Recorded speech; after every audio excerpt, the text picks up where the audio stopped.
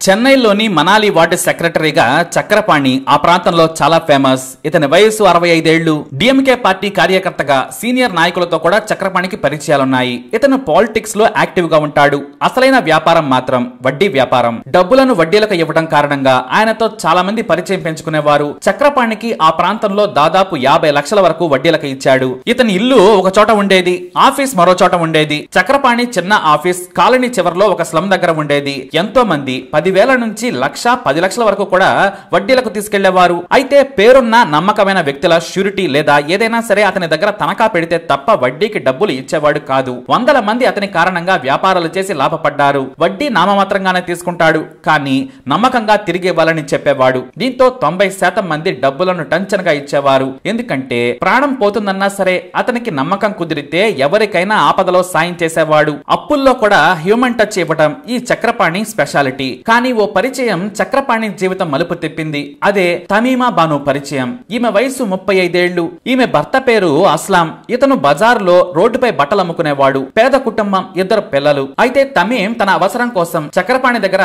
50,000 అప్పుగా తీసుకుంది. కానీ తమీం అందం చక్రపాణి వృద్ధాప్యంలోని యవ్వనాన్ని తట్టి లేపింది. ఆమె కూడా అతనిలోని కోరికలను కళ్ళతో స్కానింగ్ చేసి నవ్వింది. ఇంకేముంది, అతనికి కామం, ఈమెకు మనీ. 2 అవసరాలు తీర్చుకునేందుకు ఇద్దరు ఒక్కటయ్యారు. ఎవరి అవసరం వాళ్ళది. అతని వయసుకు చేయకూడని పని. ఈమెకు భర్త పిల్లలున్నా సరే డబ్బు కోసం దారి తప్పి అతనితో అక్రమ బంధం పెట్టుకుంది. చక్రపాణి తమీం బంధం బలపడింది. వీరికి తన ఆఫీస్ పక్కనే మంచి సింగిల్ బెడ్రూమ్ గదిని అద్దెకు ఇప్పించాడు చక్రపాణి. అందులో కుటుంబాన్ని ఉంచాడు. తనకు కావలసినప్పుడు తమీం ఇంటికి వెళ్లి సేద తీరి వచ్చేవాడు. ఆ తర్వాత అన్ని భోజనాలు తమీం ఇంట్లోనే తీర్చుకునేవాడు. మరోవైపు పెద్ద ధనవంతుడు తమకు సాయం చేస్తున్నాడని తమీం భర్త భావించేవాడు. అతనికి మరో చోట 1,00,000 రూపాయలతో స్థిరమైన వ్యాపారం పెట్టించాడు. తమీం తన ప్రియురాలిని పెళ్లాంలా చుట్ట మొదలు పెట్టాడు. కావాల్సినప్పుడల్లా డబ్బులు తీసుకునేది తమీం. అలా ఏళ్లు గడిచిపోయాయి. 3 ఏళ్ల తర్వాత ఆమె ఎవరికి చెబితే వారికి డబ్బులు ఇచ్చేవాడు చక్రపాణి. తనకు పెళ్లైన పిల్లలున్న చక్రపాణి తమీం అందానికి బానిసయ్యాడు. ఆమె నిత్యం అతని దగ్గరే ఉండేది. బాడీ మసాజ్ నుంచి భోజనం వరకు భార్య కంటే ఎక్కువగా సేవలు చేస్తూ గడిపేది. వీరి అక్రమ సంబంధానికి 3 ఏళ్లు పూర్తయ్యాయి కూడా. అయితే కరోనా తర్వాత చక్రపాణి జీవితంతో పాటు తమీం లైఫ్ కూడా కొత్త టర్న్ తీసుకుంది. తమీం భర్త తన భార్య పిల్లలను తన గ్రామానికి తీసుకెళ్లాడు. ఆమె అక్కడకు వెళ్లిన తర్వాత ఫోన్ చేసి డబ్బులు అడిగితే చక్రపాణి ఇవ్వలేదు. ఎందుకంటే చాలా మంది కరోనా కారణంగా వ్యాపారాల్లో నష్టాలు వచ్చి ఎగ్గొట్టారు. దీంతో బిజినెస్ లాస్ లోకి వెళ్ళింది. మళ్ళీ ఆ తర్వాత అంటే 2021 ఆగస్టు నుంచి వ్యాపారం ఊపందుకుంది. ఎందుకంటే చక్రపాణి వడ్డీలు ఇవ్వకపోయినా సరే అసలు ఇచ్చి ఇవ్వలేమని చెప్పిన వారిని క్షమించి వదిలేశాడు. దీంతో చాలా మంది అతనికి డబ్బులు ఇచ్చి మళ్లీ వడ్డీలకు తీసుకున్నారు. ఇక తమీం బాను తన భర్తను తీసుకుని సేమ్ లొకేషన్ కు వచ్చేసింది. మరోసారి తన అందంతో రెచ్చగొట్టి వృద్ధాప్యంలో లేని యవ్వనాన్ని కదిలించి దగ్గరైంది. కానీ తన తమ్ముడు పని లేకుండా ఉన్నాడు, సాయం చేయాలని మహమ్మద్ వాసిం ను చక్రపాణికి పరిచయం చేసింది. అతను తన దగ్గరే వాసిం ను పనికి పెట్టుకున్నాడు. కలెక్షన్లు చేసేందుకు అతన్ని ఉపయోగించుకునేవాడు. కానీ వాసిం తన సోదరితో అక్రమ సంబంధం పెట్టుకున్న చక్రపాణిని చూసి ఆశపడ్డాడు. తన సోదరి ద్వారా మరింత డబ్బు నొక్కేయాలనుకున్నాడు. చక్రపాణితో నమ్మకంగా ఉంటూనే ఉండేవాడు. తన సోదరిని చక్రపాణి గదిలోకి పంపి వారికి బయట కాపలాగా ఉండేవాడు. వాస్తవానికి డబ్బు కోసమే చక్రపాణి దగ్గరకు వెళ్లేది తమీం. కానీ ఆమె శృంగార కోరికలు మాత్రం తీరడం లేదు. ఏదో డబ్బు కోసం చక్రపాణికి మసాజులు చేస్తూ దగ్గరగా ఉండేది. అయితే తన తమ్ముడు వసీం స్నేహితుడు ఢిల్లీ బాబు తమ ఇంటికి వచ్చేవాడు. ఇతను ఆటో నడుపుతూ ఉంటాడు. ఇతని వయసు 27 ఏళ్లు. తిండికి కూడా లేని తమీం కేవలం చక్రపాణి కారణంగా రిచ్ గా మెయింటైన్ చేసేది. షాపింగులకు, సినిమాలకు చక్రపాణి దగ్గర డబ్బులు తీసుకుని ఈ ఢిల్లీ బాబు ఆటోలో వెళ్లేది. ఇతను వాసీం స్నేహితుడు కావడంతో తమీం దగ్గర డబ్బులు తీసుకునేవాడు కాదు ఈ ఢిల్లీ బాబు. కానీ ఈ యంగ్ బాయ్ మీద తమీం మనసు పడిపోయింది. వెంటనే తన మనసులో మాట బయట పెట్టింది. నేను నిన్ను ప్రేమిస్తున్నాను, నువ్వు నాతో ఉంటావా అని అడిగింది తమీం. ఢిల్లీ బాబు వెంటనే ఒప్పుకున్నాడు.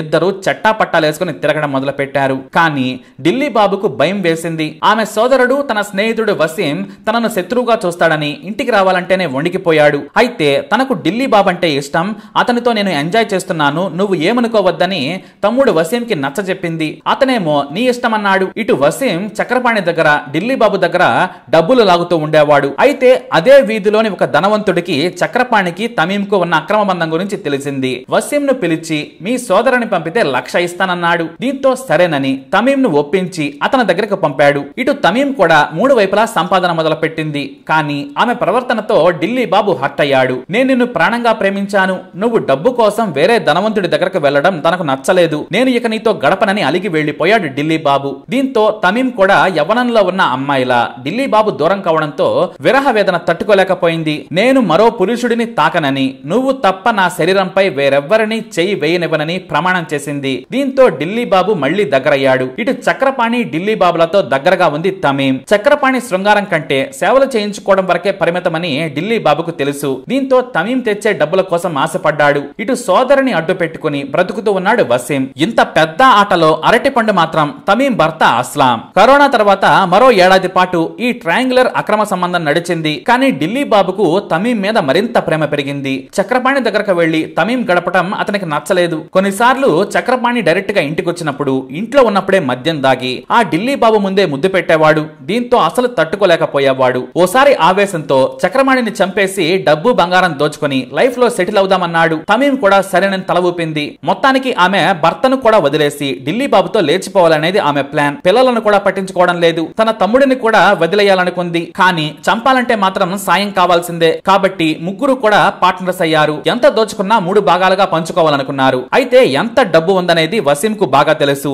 చక్రపాణి దగ్గర పనిచేస్తూ నమ్మకం కలిగించాడు. దీంతో మే 10న రాయపూర్ లోని ఢిల్లీ బాబు ఇంటికి పార్టీ పేరుతో తమీం చక్రపాణిని పిలిచింది.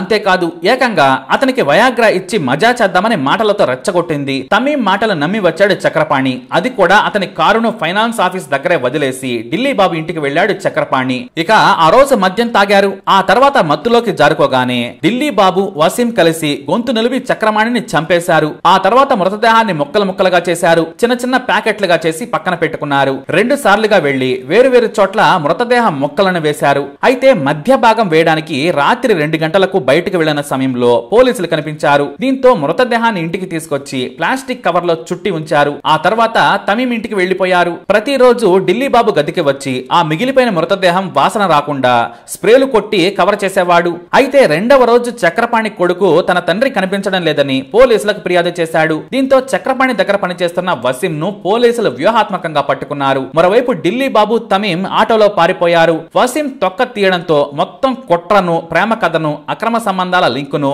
తన అత్యాశను కూడా విడమరిచి మరీ చెప్పాడు. చక్రపాణి భాగాలు మొత్తం దొరికాయి. కానీ తల భాగం మాత్రం ఇంతవరకు చిక్కలేదు. దానిని నదిలో వేయడంతో పోలీసులకు దొరకలేదు. ఇక వారం తర్వాత లాడ్జ్ లో హాయిగా సేద తీరుతున్న ఢిల్లీ బాబు తమీంలను పోలీసులు అదుపులోకి తీసుకున్నారు. చంపేసిన రోజే చక్రపాణి ఆఫీస్ నుంచి 15 లక్షలతో పాటు వడ్డీల కోసం తనఖా పెట్టిన 10 లక్షల విలువైన బంగారు ఆభరణాలను కూడా దోచుకుంది జంట. ఇక ఆ సొత్తులో కొంతవరకే రికవరీ అయింది. మొత్తానికి ఇది కథ.